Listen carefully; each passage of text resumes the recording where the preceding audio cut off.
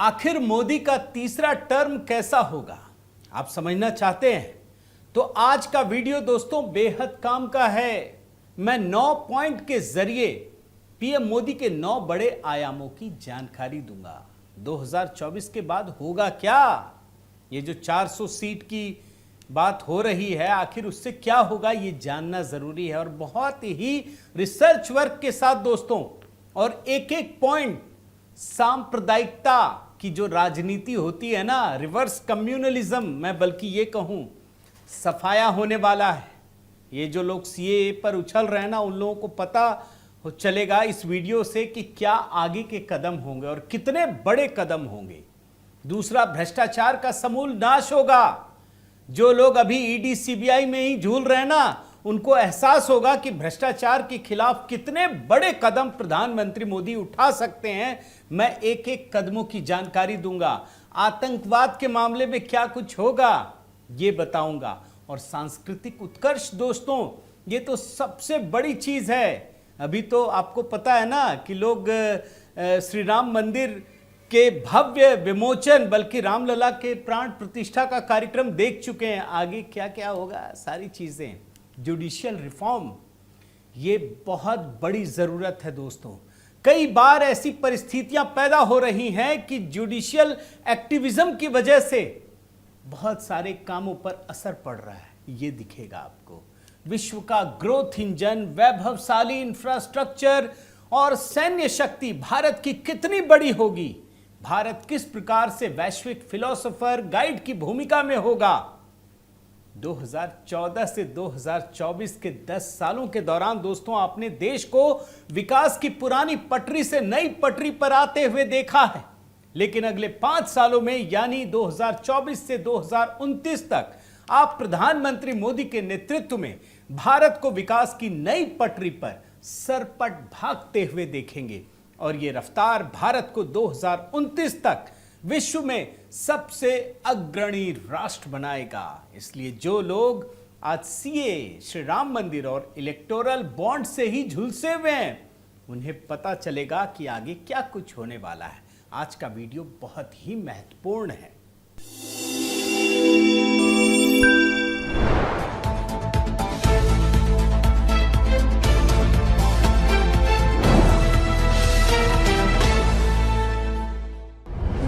साथियों नमस्कार, मैं हरिश्चंद्र वर्णवाल। सीधे काम की बात करते हैं, वहीं से शुरुआत करते हैं दोस्तों।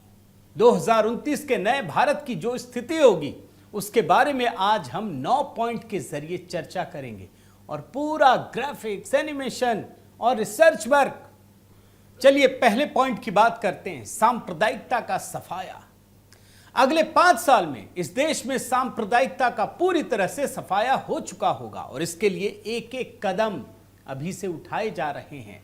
4 साल पहले बने सीए कानून को देश में लागू कर दिया गया है, मैं बता चुका हूं आपको। और इस कानून के तहत पाकिस्तान, बांग्लादेश और अफगानिस्तान जैसे इस्लामिक देश में जो अल्पसंख्यक धर्म के आधार पर पीड़ित हैं, हिंदू हो, सिख हो, जैन हो, बौद्ध हो, ईसाई हो, उन सभी को भारत की नागरिकता दी जाएगी इस कानून के तहत। और इसके लिए देश में पूरी व्यवस्था तैयार कर दी गई है। जो ये धरना प्रदर्शन वाला गैंग है ना, अब सकते में है। लेकिन लोकसभा चुनाव खत्म होने के बाद क्या होगा मैं बताता हूं। 2021 से रुका हुआ जो जनगणना है, नेशनल पॉपुलेशन रजिस्टर, उसको अपडेट करने का काम शुरू किया जाएगा। ध्यान से सुन लीजिए, 2021 में यह काम कोविड महामारी के कारण रोक देना पड़ा था। कोविड के कारण न सिर्फ जनगणना और एनपीआर का काम रुका है, बल्कि नेशनल रजिस्टर ऑफ सिटीजन्स का भी काम रुका हुआ है। इन दोनों कामों के पूरा होने के बाद देश में कुल रहने वाले लोगों के साथ देश के वास्तविक नागरिकों की स्थिति साफ हो जाएगी। आप समझ रहे हैं ना कहां पहुंचेगी स्थिति। और जब देश के नागरिकों की स्थिति और संख्या स्पष्ट हो जाती है तो फिर खुद सोचिए अगली जरूरत क्या होगी। जाहिर है दोस्तों, उनके जीवन को निर्धारित करने के लिए यूनिफॉर्म सिविल कोड होनी चाहिए। और खुद सुप्रीम कोर्ट कई बार यूनिफॉर्म सिविल कोड की बात कह चुका है, आप भी जानते हैं। अभी कुछ महीने पहले भी सुप्रीम कोर्ट ने कहा कि यूनिफॉर्म सिविल कोड बनाने और लागू करने का अधिकार सिर्फ देश की संसद के पास है। अब देश की संसद के साथ साथ राज्य की विधानसभाओं पर भी जिम्मेदारी है कि वे एक समान नागरिक संहिता यूनिफॉर्म सिविल कोड बनाए। और सुप्रीम कोर्ट के निर्देश को मानते हुए भाजपा इसकी शुरुआत कर चुकी है। उत्तराखंड पहला राज्य है जहां यूनिफॉर्म सिविल कोड पर न सिर्फ कानून बन चुका है बल्कि उसे लागू भी कर दिया गया है। और जिस तरह से यूनिफॉर्म सिविल कोड के लिए कानून बनाने का काम शुरू हुआ है दोस्तों, उससे स्पष्ट है कि अगले 1-2 सालों में यह देश में भी लागू किया जाएगा। चलिए दूसरे पॉइंट पर आइए, भ्रष्टाचार का समूल नाश। जिस तरह से देश में भ्रष्टाचार के खिलाफ जंग चल रही है और उसमें भ्रष्ट नेताओं और अफसरों पर छापेमारी और एफआईआर हो रही है, वो तो अपने आप में एक रिकॉर्ड है दोस्तों। पिछले 3 सालों के दौरान आप देखिए 2000 से अधिक नौकरशाहों के ऊपर भ्रष्टाचार के मामले दर्ज किए गए हैं। भ्रष्टाचार में रुपयों का लेन देन हम सब जानते हैं दोस्तों कि कैश में बड़े पैमाने पर होता है। इससे पैदा होने वाली ब्लैक मनी को खत्म करने के लिए नोटबंदी के साथ साथ डिजिटल लेन देन को बढ़ावा दिया गया। आज देश में यही हकीकत बता रहा हूं, दुनिया का सबसे अधिक डिजिटल लेन देन भारत में होता है। लेकिन रुपयों के कैश में लेन देन को और भी कम करने के लिए सरकार ने कमर कस ली है। और क्या कर रही है ये मैं बताता हूं, लेकिन एक बात और अभी कह देता हूं कि संभव है कि 2024 के चुनाव के बाद 100 रुपया और उससे अधिक के रुपयों को बैन कर दिया जाए। मैं आपको ये कह सकता हूं दोस्तों, सारे डिजिटल मनी। और भारत सरकार ई रुपये की शुरुआत कर चुकी है, इसका उपयोग तेजी से बढ़ रहा है। आप सोचिए, आरबीआई ने ई रुपये में लेन देन को बढ़ाने के लिए कई तरीके के सरकारी खरीद को सिर्फ ई रुपये में ही करने का आदेश दिया है। मतलब ये काम शुरू किया गया है दोस्तों। और अगले 5 सालों में भ्रष्टाचार को खत्म करने के लिए ई रुपया ही चलन में आएगा। आप सोचिए क्या होगा। पेपर की करेंसी को छापने और रखने में जो सरकार का खर्च आता है वो तो खत्म हो जाएगा, उस पर बचत होगी और देश की पूरी अर्थव्यवस्था पूरी तरह से पारदर्शी बन जाएगी। इसका मतलब है कि एक बहुत बड़ी आर्थिक क्रांति आने वाली है। तीसरे पॉइंट पे आइए, आतंकवाद का सफाया। अर्थव्यवस्था से दोस्तों भ्रष्टाचार का सफाया 140 करोड़ जनता के बेहतर जीवन के लिए जरूरी है, तो उतना ही जरूरी देश की आंतरिक सुरक्षा के लिए आतंकवाद का सफाया भी है। और इसीलिए आप ध्यान दीजिए, अगर पिछले 10 सालों में जो पाकिस्तान से आतंकवादी हमले या इस तरह की हरकतें होती थी, मोदी सरकार ने तो सख्ती की है, काबू भी पाया है जबरदस्त तरीके से। वहीं देश के अंदर आतंकवादियों और गैंगस्टरों के बीच में जो गठजोड़ बना हुआ है उसको भी तोड़ने का काम चल रहा है। और इसीलिए भारत के जितने भी मोस्ट वांटेड टेररिस्ट हैं, आप देख लीजिए, जो पाकिस्तान स्पॉन्सर्ड भी रहे हैं वो भी विदेशों में ही मारे जा रहे हैं।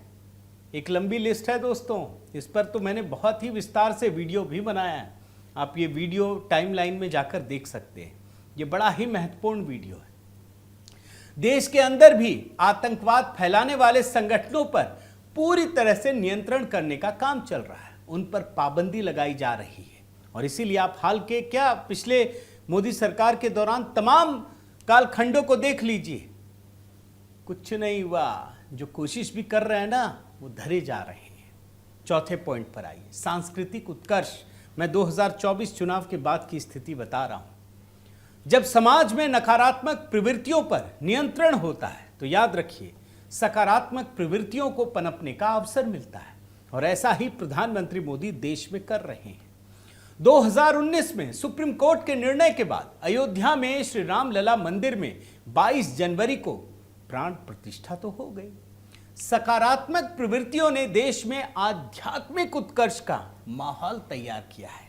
काशी में बाबा विश्वनाथ मंदिर के पास जो पुराना विश्वनाथ मंदिर है उसमें भी पुनर्जागरण का काम शुरू हो गया है। याद रखिए, इलाहाबाद हाईकोर्ट के आदेश के बाद ज्ञान वापी मस्जिद के तहखाने में 31 साल बाद फिर से नियमित पूजा शुरू हुई है। मस्जिद के बाकी बंद तहखाने हैं, उसके लिए एएसआई के सर्वे के लिए कोर्ट से अपील की गई है। एक सर्वे तो आपको पता है पहले भी हो चुका है। जिस तरह से दोस्तों ज्ञानवापी मस्जिद में एएसआई के सर्वे के बाद मंदिर की पूजा शुरू हो चुकी है, उसी तरह से मथुरा के कृष्ण जन्मभूमि में स्थित ईदगाह मस्जिद का भी एएसआई का सर्वे का आदेश दिया जा चुका है। लेकिन चूंकि सुप्रीम कोर्ट में मुस्लिम पक्ष गया और उसके कारण ये जो काम है अप्रैल तक रुका हुआ है। लेकिन आप कब तक रुकेगा भाई, कानूनी प्रक्रिया है। और ऐसा ही कुछ आप देखिए मध्य प्रदेश के धार में स्थित भोजशाला में हो रहा है, जिस पर कुछ दिन पहले ही मध्य प्रदेश हाईकोर्ट ने आदेश दिया है कि भोजशाला का एएसआई का सर्वे कराकर यह सुनिश्चित किया जाए कि यहां पर मां सरस्वती का मंदिर है या मस्जिद है। यानी जिस तरह से देश के विभिन्न स्थानों पर मंदिरों के स्वरूप को बदलकर मस्जिद बना दिया गया था, उस पर कोर्ट में कानूनी लड़ाई चल रही है। लेकिन इस कानूनी लड़ाई में 1991 का प्लेसेस ऑफ वर्शिप एक्ट है सबसे बड़ा रोड़ा। इसे हटाने के लिए भाजपा के ही राज्यसभा सांसद हरनाथ सिंह 2023 में एक प्राइवेट मेंबर बिल राज्यसभा में रख चुके हैं, पता होना चाहिए आपको। और राज्यसभा सांसद हरनाथ सिंह जी ही वो सदस्य हैं जो 2022 में राज्यसभा में वक्फ बोर्ड को खत्म करने का भी प्राइवेट बिल ला चुके हैं।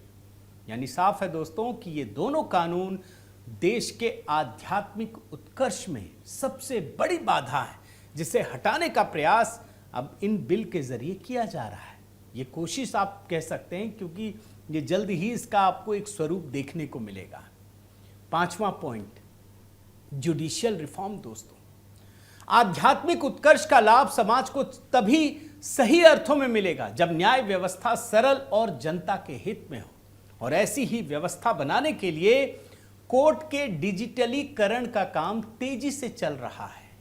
लेकिन कोर्ट में दोस्तों जजों की नियुक्ति का मामला जो है वो अभी भी पेच फंसा हुआ है। संविधान लागू होने के करीब 7 दशक बाद भी सुप्रीम कोर्ट इसी बात पर उलझा हुआ है। संसद ने वैसे मोदी सरकार के जीतने के बाद 2015 में एनजेएसी कानून को बनाया था, जुडिशियल कमीशन था वो, उसे सुप्रीम कोर्ट ने मानने से इनकार कर दिया और गैर संवैधानिक घोषित कर दिया। यही कारण है कि कार्यपालिका और न्यायपालिका के बीच में इस मामले पर लगातार विवाद दिखाई देता है। और सुप्रीम कोर्ट भी मानता है कि इस विवाद की जड़ एनजेएसी कानून गैर संवैधानिक घोषित करना है। एनजेएसी को खत्म करने को लेकर दोस्तों उपराष्ट्रपति धनखड़ साहब राज्यसभा में सुप्रीम कोर्ट पर अपना विरोध जता चुके हैं। आने वाले सालों में यह विवाद भी, मुझे पूरी उम्मीद है, 2024 के बाद हमेशा के लिए खत्म हो जाएगा। कोशिश करेगी सरकार। 6ठा पॉइंट, विश्व का ग्रोथ इंजन। मोदी जी तो इतना काम करते हैं, परिश्रम की पराकाष्ठा करते हैं, आप जानते हैं। तो 2024 के बाद भी भारत विश्व की एक बड़ी आर्थिक ताकत बना रहेगा और 140 करोड़ लोगों का आर्थिक विकास इतनी तेजी से होगा दोस्तों कि भारत 2031 तक अपर मिडिल क्लास वाली अर्थव्यवस्था बन जाएगा। 2031 तक इस अर्थव्यवस्था के बनने के पीछे भारत में तेजी से कम होती गरीबी है और यह गरीबी सिमट कर 5% तक आ गई है। और मैं मानता हूं कि आने वाले सालों में यह भी खत्म हो जाएगी। इसके लिए सरकार लगातार काम कर रही है। 7वें पॉइंट पर आइए, वैभवशाली इंफ्रास्ट्रक्चर। मैं अभी हाल ही में पढ़ रहा था कि किसी ने लिखा कि भारत, जैसे हम लोग बोलते थे ना, भारत एक ग्रामीण प्रधान देश है, तो किसी ने लिखा कि भारत एक इंफ्रास्ट्रक्चर प्रधान देश है। इतना काम हो रहा है, आप सोचिए। लेकिन 2024 से अगले 5 साल में भारत में रेल, सड़क, बंदरगाह और एयरपोर्ट इतनी तेजी से बनेंगे जिसकी रफ्तार, यकीन मानिए, आज तक भारत में किसी ने नहीं देखी होगी। जब भारत के पास वैश्विक स्तर का इंफ्रास्ट्रक्चर होगा तो भारत वैश्विक आयोजन करेगा। और प्रधानमंत्री मोदी ने, आपको पता होगा दोस्तों, कि 2036 में ओलंपिक खेलों की मेजबानी करने का निश्चय कर लिया है, उसके लिए काम कर रहे हैं। और यह सब तब होगा जब हमारे पास इंफ्रास्ट्रक्चर एक वर्ल्ड क्लास, अब मतलब जो कभी किसी ने नहीं देखा। एक और पॉइंट, 8वां, अभूतपूर्व सैन्य शक्ति। इसके बिना तो वैसे भी कुछ नहीं होता। और ये तो मोदी जी की ताकत है दोस्तों काम करने की। भारत के पास क्योंकि सिर्फ वैश्विक स्तर के इंफ्रास्ट्रक्चर से काम नहीं चलेगा, बल्कि दुनिया की सबसे आधुनिक सैन्य शक्ति होगी। 2 दिन पहले ही आपको पता है, भारत ने ऐसी मिसाइल विकसित की है जो एक साथ कई निशानों पर हमला कर सकती है। इसी तरह से भारत ने अंतरिक्ष में सैटेलाइट ध्वस्त करने वाली मिसाइल भी विकसित कर ली है, पता है ना। और मिसाइल ही नहीं, भारत के पास दुनिया का सबसे बेहतरीन ड्रोन MQ-9B है, जिससे चीन भी घबराता है। एक तरफ देश की सेना, उसके पास आधुनिक हथियार और मिसाइलें हैं, तो दूसरी तरफ सीमा के पास अत्याधुनिक इंफ्रास्ट्रक्चर बहुत तेजी से बनकर तैयार हो गए हैं। चलिए एक और पॉइंट, आखिरी पॉइंट, वैश्विक फिलोसोफर गाइड। संसाधनों और सैन्य ताकत से भरपूर भारत दुनिया पर अपने आधिपत्य को बनाए रखने के लिए नहीं दोस्तों, बल्कि दुनिया को एक नई सोच और नई राह देने का काम कर रहा है। और 2024 के बाद ये और तेजी से बढ़ेगा। हमने देखा है कि जब भारत को G20 की अध्यक्षता करने का अवसर मिला, तो उसने उसे ग्लोबल साउथ की आवाज बनने के अवसर में बदल दिया। देखा ना आपने, कितना बड़ा काम किया मोदी सरकार ने। आज भारत के पास दोस्तों वो सोच, रणनीति है, जिसके बल पर वो न सिर्फ ब्रिक्स का महत्वपूर्ण सदस्य है, बल्कि क्वाड का भी सबसे महत्वपूर्ण देश है। ये भारत की ही ताकत है कि वो हर समूह में इंडिया फर्स्ट की नीति के हिसाब से चलता है। भारत का वैसे यहाँ कहना जरूरी है कि इस्लामिक देशों के साथ भी सामरिक गठबंधन है, जिसे पाकिस्तान भी नहीं पचा पा रहा है। तो कुल मिलाकर साथियों, 2024 से 2029 का कालखंड भारत के इतिहास में मील का पत्थर साबित होगा, जब देश अपने पुराने आवरण और सोच को पूरी तरह से बदलकर नए आवरण और सोच के साथ आगे बढ़ रहा होगा। भारत में राजनीतिक स्थिरता के साथ आर्थिक और आध्यात्मिक उत्थान का नया रूप हम सबको दिखाई देगा। भारत की 140 करोड़ जनता जिस आदर्श भारत के सपने देखती थी, उस भारत की तस्वीर अगले 5 सालों में साफ साफ दिखाई देने लगेगी। लेकिन इस तस्वीर को बनाने में सबसे बड़ा योगदान यानी नेतृत्व का है, प्रधानमंत्री मोदी के नेतृत्व का। तो उससे कम 140 करोड़ जनता का नहीं है, कम नहीं है, जो ऐसे नेतृत्व को चुनकर संसद में भेजती है। तो ये है पूरी कहानी दोस्तों। मुझे लगा कि जब ये विमर्श हो रहा है कि मोदी जी 370 400 मिलेगा नहीं मिलेगा, तो इसका मतलब है कि एक प्रचंड बहुमत मोदी सरकार को मिल रही है। तो आखिर जब सरकार बनेगी तो होगा क्या, यही कहानी मैंने रिसर्च के साथ पिरोने की कोशिश की है। बहुत बहुत धन्यवाद दोस्तों। आपसे निवेदन है कि आप मेरे चैनल को ज़रूर सब्सक्राइब कीजिए, लाइक कीजिए, शेयर कीजिए, कमेंट ज़रूर कीजिए कि ये जो पॉइंट मैंने रखे वो आपको कैसे लगे, आपकी क्या सोच है, आप कैसे देखते हैं कि 2024 के बाद क्या होगा। फिर आपसे संवाद करूंगा। बहुत बहुत धन्यवाद। नमस्कार।